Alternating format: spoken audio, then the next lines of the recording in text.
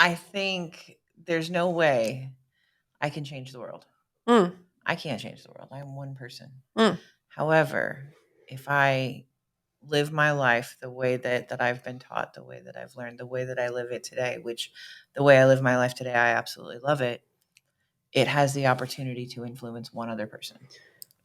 And if I can influence one other person in at least one positive way, and maybe they make a change and they start living their life in a different way, then maybe that person's going to influence another person. Welcome to She Leads, a podcast about leadership, faith, and relationships. I'm your host, Thea, and I'm so glad that you've joined us today. This podcast is designed to create a space for women to talk about what it's like to lead authentically in the world today, whether that be in the church, in organizations, in the community, or even in corporate world.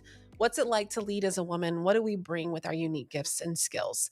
And today I'm so excited to have my mother back as a guest again. We're going to talk a little bit about a place that she's leading right now, and she's brought a guest as well. And so, Mom, let's just dive in. Talk to me. What is Sir House?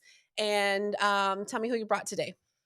Sir House is a sober living facility for women in early recovery. Most of our residents come to us straight out of treatment, and we help them as they get going in their recovery journey, give them the support that they need to rebuild their lives. And I've brought with me today Samantha Brazy. She is one of our board members. So And what is your role with Sir House, Mom? I'm one of the co-founders. So tell me, how did Sir House get started? Um, started with a dream, just an idea. Um, I had been saying for years, wow, I sure wish I could do this. It would be so great to open a sober living. I'd seen one open up in the neighborhood, in the community, and of course, thought I could do it better. So, just recognizing that the need was so huge. The need is so huge. There's, um, golly, for every women's sober living, there's probably at least 5 for men. Mm. Yes, it's just not a lot out there for women, which is really sad. Mm. And so, it was just conversations I had with friends over the years. Just, I sure wish I could do this. Oh, it'd be great if we could do that. And another friend was, yeah, that would be great, man. It'd be awesome if we could do that. But didn't have a clue where to start. Never really pursued it. Just got overwhelmed with even the idea. How do you do that? And then God said, "Oh, you're interested, and you're interested, and you're interested. Let's put all the people in the same room, and let's get this thing going." And then an outside friend came to me and said, "Hey, my dad's got this house, and it's just sitting there. And I know I've heard you say that you'd like to maybe do a sober living. Do you want to come see it and see what might happen?" And I was like, "Are you kidding me?" And it just there we go. Yeah. We went. That house actually didn't work out. Yeah. I love that part of the story. But it just different reasons.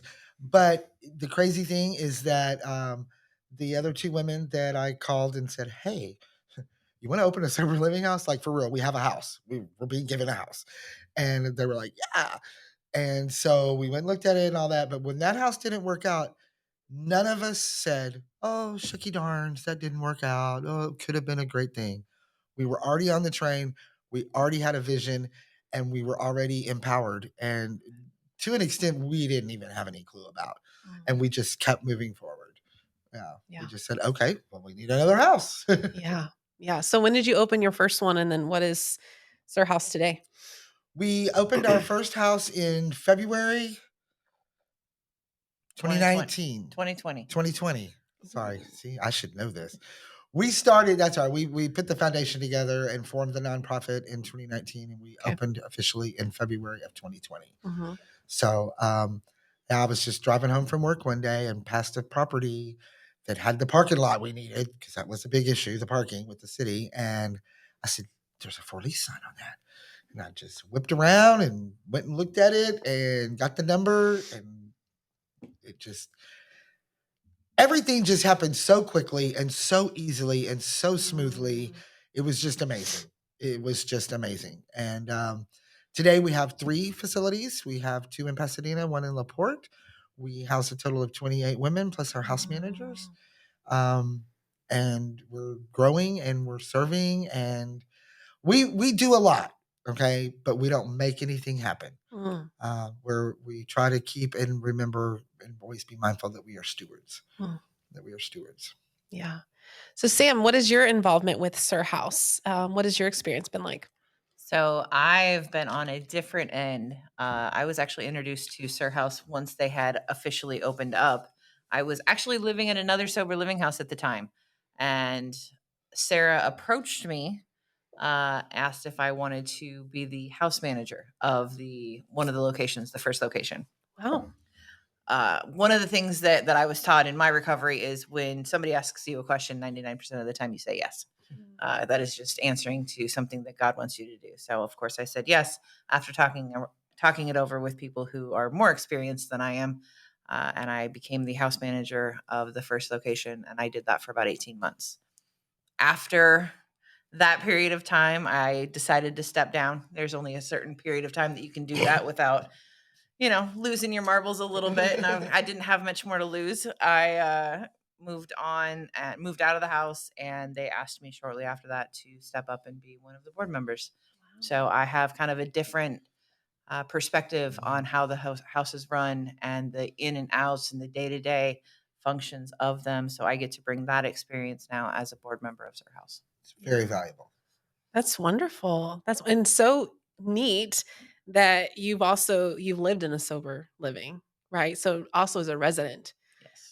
and then to go into like, oh, actually living there with the girls, right, with the women in recovery, and then to be able to on display. It's like when a teacher becomes a principal. She has a little insight of what it's actually like in the classroom Right. and what you're asking of both the students and the teachers. So I think that's phenomenal. So Sir House has been in existence now. You just celebrated 3 years. We're fixing to have, yeah. Yeah. Or about to, yeah, yeah. And so 3 years, three houses. What were the total women numbers you had a few minutes ago before we started? Yes. So to date, we have had 203 women come through our house. Wow. Out of those, 138 are still sober. Yes. And out of those, 80 have over a year. Wow, that's That's wonderful. amazing numbers. Amazing numbers. Wonderful. Yes. And let's just also pause. You started by saying for every one or for every one woman's house, there's five Now, don't quote me men's. on that. It's not Right. a But like hard that's statistic. statistic. Sure, sure. But and I mean, I think we're still struggling with this fact that women are alcoholics too. Right. Women have substance abuse issues as well.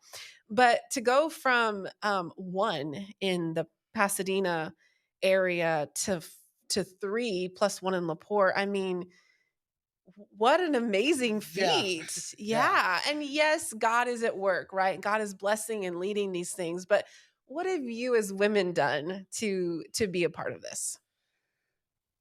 Just said yes. Mm, Pretty much because again, we didn't go, oh, we want to open a second house.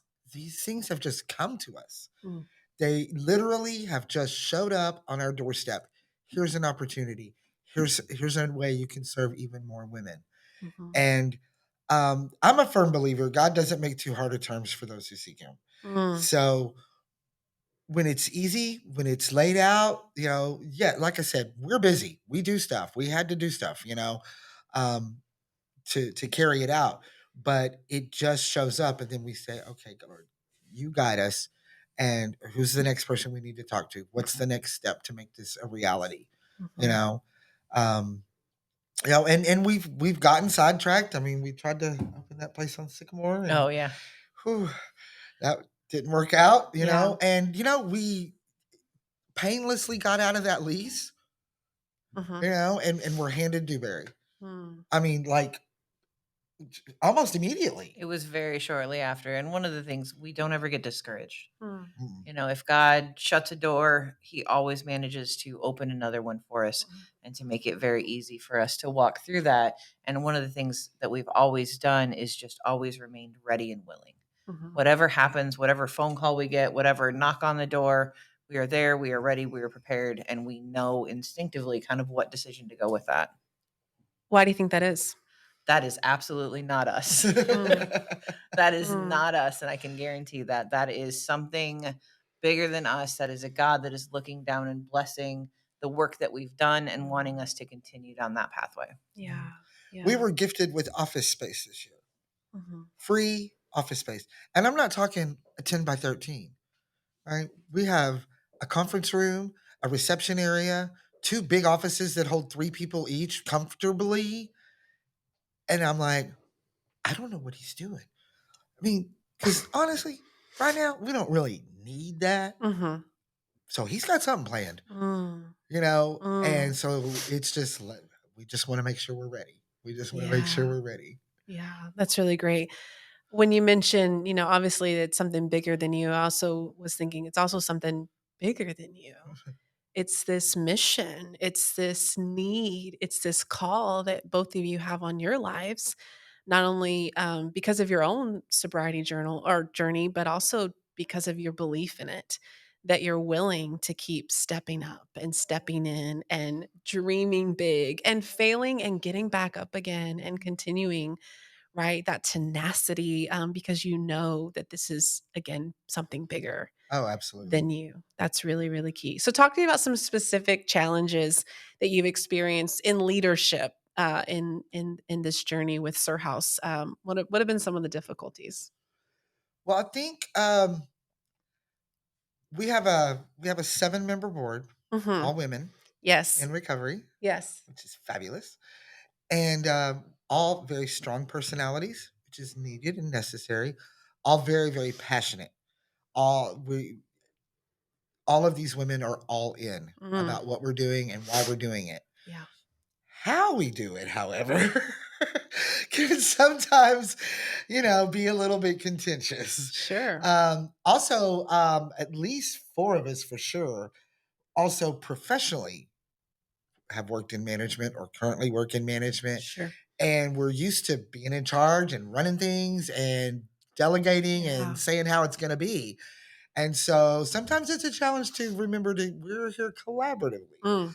And I do have a great idea, and they all agree it's a great idea, Yeah. but they also have ideas. Hmm. But we don't need your idea. I've already got my idea. You agree it's great. Right. Let's go. And so, remembering that we need to take a step back, that we probably need to move a little slower, Hmm. that it's not about accomplishing tasks. I do firmly believe we are all on board with the mission. We all want what's best for Sir House and the ladies that we serve and the ladies Hmm. we will serve in the future. We may not always agree on exactly how to go about doing that, Hmm.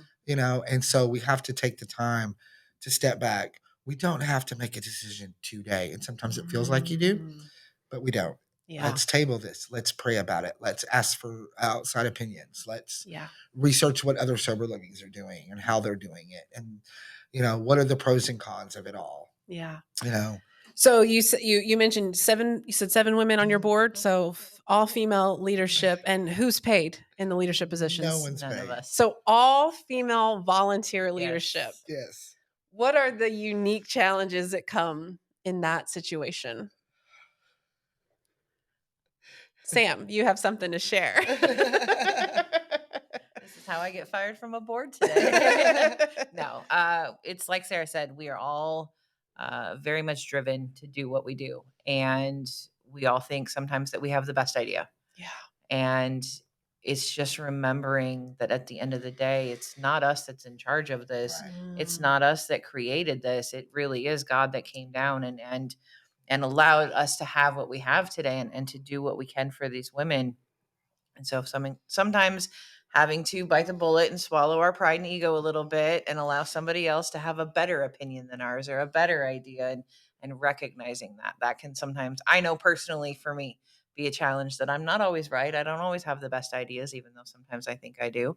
And just allowing everyone else to have a voice in that. Yeah. And Yeah. remembering at the end of the day, when we all go home, we all love each other. Yeah. All of us, we have become friends. We've become sisters Mm. in creating this and building together and growing together. And we all love each other and we love what we do. Yeah. And I think another challenge that we have is because we work full time jobs. Yeah. This is an avocation, and we give almost, I mean, the majority of our what you want to call spare time. I don't know what that means really. Hmm. no time is spare. Right. Okay. My time is dedicated to something. Everybody's is. Mhm. So outside of my paying, keep Mhm. a roof over my head job, putting in an additional 20 hours or more a week doing Sir House stuff. Mhm. Um, Finding that balance and not, making sure that I'm this is very important. This is so important to me. And remembering that I also have friends. I Yeah. also have family. I also have I want to read my Stephen King novel. I also Right. have, different things that I'm want to give my time and attention to. And Yeah. yes, while this does get the majority, um, to also be able to say I have a 7-member board. Mm. I don't have to be the one all the time. Yes. You Yes. know, these are very talented, passionate women who are quite capable. That's why we're all on the board, you know. And so let them, and try to spread it around a little bit. I love that recognition of the collaboration in the creation. It's actually reminding me of how God exists. So one of the ways I explain the Trinity, this idea of God, Jesus, and the Holy Spirit all being God, is that even in God's existence, God is relational. Mm, Even in God's own self-created identity, God chooses to live in collaboration and in cooperation and in community. And it's in that state that God creates all of this beauty, all of this, right? And so, even back to Sir House beginning, right? Yeah, you had an idea and someone else had an idea, and sometimes y'all talked about it, but it was in that collaboration that things started to happen. mhm. Beautiful, amazing things. And then when you talk about, I have a 7-member board, it's that key piece of leadership, delegation. It is not dependent on you. And thank the Lord, Right. right? And how often as leaders and as driven women, ambition and excitement, we can get so tied up and this is about me and what I have to do.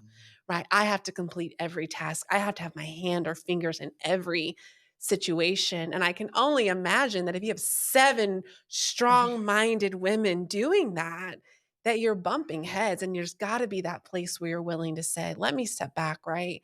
Also, you mentioned, yeah, you got to read a Stephen King book. You got to do your own stuff. You also have your own sobriety. Mhm. You also got to continue working on your sanity and in your stuff and working through that that stuff so that you have a chance of showing up, Mhm. so that you have even an opportunity to continue to pour in and to lead, right? We can't pour from an empty cup. Right. And so even continuing to make sure and again reminding yourself, I have 7 other people whose responsibility is to own this. And so if I can't be at every single thing 100%, that is more than okay. We talk a lot about this in the idea of a relationship, intimacy or marriage, right? The idea that we're both going to we can't bring 50-50, Right. right? Because I don't always have 50-50. Mhm. And then if one of us doesn't, we're missing, right? We bring us 100% of what we have. Maybe today I have 87 and my husband's bringing 32, right? Well, we're good. Yeah. But and some days he's bringing 98 with my 87 and wow, we're through the roof. And I would imagine kind of that same idea, right? Your 7 of you are bringing 100% of what you have, and it's perfectly okay if you have 14 today because it has been a week, you know? And it's okay that you're bringing 84 and that's perfectly fine because it's so that again that the joy of collaboration and how Mhm. important that is in leadership.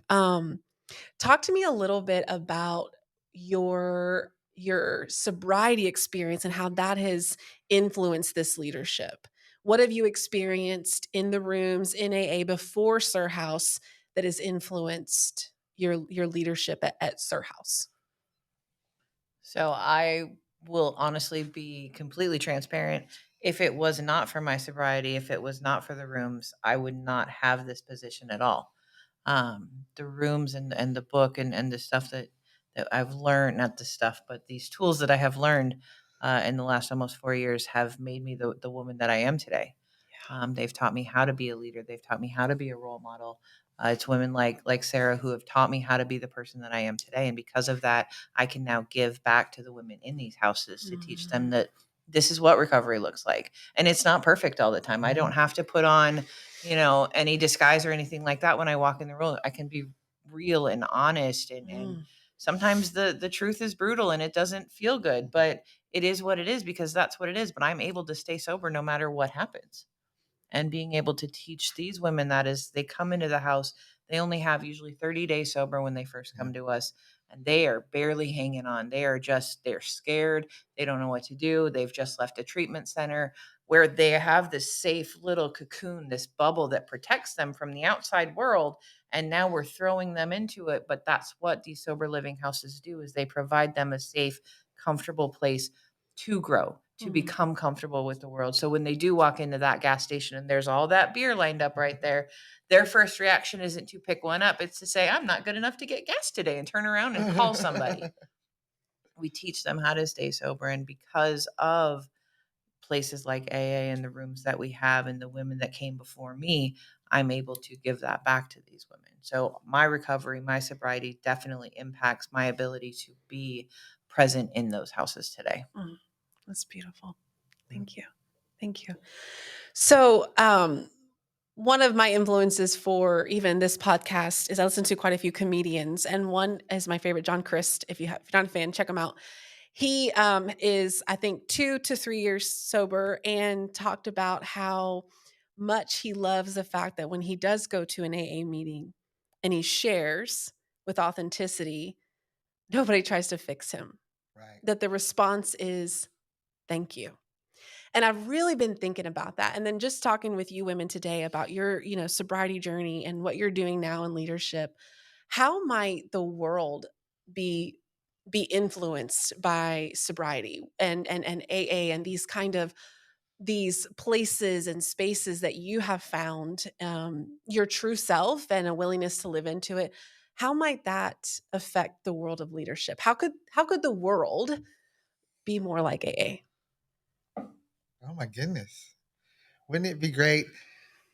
This is something that I've always noticed, and one of my favorite things about being in recovery is I always say, in the real world, people pass you in the hall and they say, "Hey, how you doing?" And the correct answer is fine and keep moving. Mm, In these rooms, it's get a cup of coffee. We're gonna be a minute.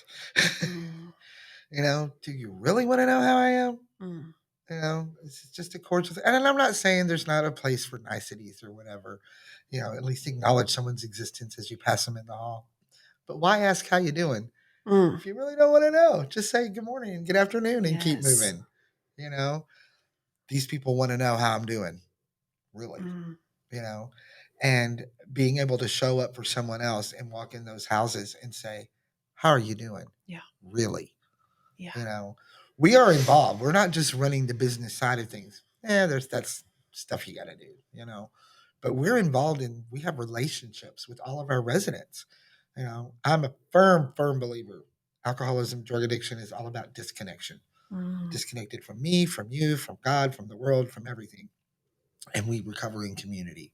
There's so much power in we. mm, And when I recognize and I look for my similarities instead of my differences, that understanding that we're all just people, we're all facing fears, we're all struggling with something, we all have self-doubt, we all have gifts, and to be able to find that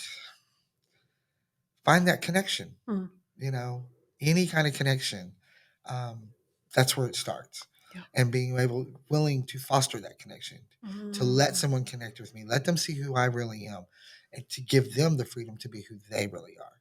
mm, And we live out our lives and we live out our recovery. And sometimes it's ugly and messy and we're struggling with stuff and we cry and we rant and we rave, you know. And sometimes we're just celebrating and we're telling them how full of gratitude we are and how awesome it mm. is. Yeah. But they see it all. We're not just the owners or the board that shows up with just the rules. We're there sharing our lives with these women, Mm, and they're sharing theirs with us. mm. You know, Yeah. So, what's it going to take to have that more authentic leadership beyond rooms of sobriety? Right. I mean, I ask this question because I'm beginning to ask myself how could church be more like AA? How could it be more honest? And when someone does share, we don't try to fix it, but we say thank you. Right. And so, what is it going to take for leadership, I guess, just to be more authentic? I think there's no way I can change the world. Mm, I can't change the world. I'm one person. mm, However, if I live my life the way that I've been taught, the way that I've learned, the way that I live it today, which the way I live my life today, I absolutely love it. It has the opportunity to influence one other person. And if I can influence one other person in at least one positive way, and maybe they make a change and they start living their life in a different way, then maybe that person's going to influence another person. So I can't change the world. yeah. There's absolutely no way I can do that.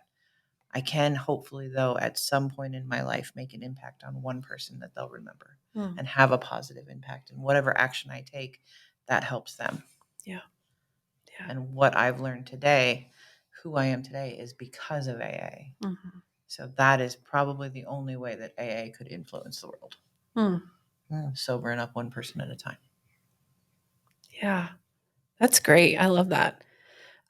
So what would be your one leadership advice for someone today, whether they too are in recovery, thinking about recovery, or just a woman out there in the world who has a dream and a few friends who think it might be fun? What would you tell them? What's their first next step? Believe it. Mm, Believe it. It didn't come, out of nowhere. mm, You know, especially if you've thought about it more than a couple times. You know, well, there's a reason. Okay, what would be the next step? yeah. Just ask the question. That we try to do that. We always say, God lead us. Mm, You know, the same was saying earlier. God just keeps opening doors, and we just keep walking through them. amen. You know, and so Yeah. that's it. I trust that this thing belongs to Him. Yeah. It absolutely belongs to Him. The minute that we try to take ownership, I think it would disintegrate. You know, I love that. And the last podcast you reminded us, we've been fearfully and wonderfully made. And I also find in the scriptures over and over where I believe that God, writes us with the desires of our hearts. Mhm. And Jesus says, ask and you shall receive, knock and the door will be open for you. And so these, especially those, now we get crazy ideas that Sure, we need to let sure. go of. But when it keeps coming back, right? And at least being willingness to seek and to look. What would be your advice, Sam? Stand up for yourself, Mm, especially as a woman. It's gotten easier the longer that I think we've been doing that, and the longer that women have started standing up for mm, themselves. But just reminding the young girls as they come up, and those that are stepping into management positions and leadership roles and supervisory positions, that if you feel a certain way and you are steadfast in that opinion, just stand up for yourself I and love don't it. back down. I love it. Thank you so much. If people want to connect with Sir House, they want to learn more, they want to join this movement, they want to support it in some way, what should they do? Absolutely. Please visit our website, sirhouse.org, sirhouse.org. All of our information is there. You can reach the board through there and leave us a message. Um, we'll be happy to respond and give you any more information you need if you or someone you know might need our services. Awesome. Well, thank you both so much for being on the pod today. I'm really, really appreciative. This was a really great conversation. And thank you for tuning in. Once again, I'd love to hear your comments, your feedback. If you have questions or concerns, I'd love for you to send those to sheleadscomments@gmail.com. I'd love to answer those privately or on air as a way to continue this conversation. Thanks again for joining us. We'll see you next time.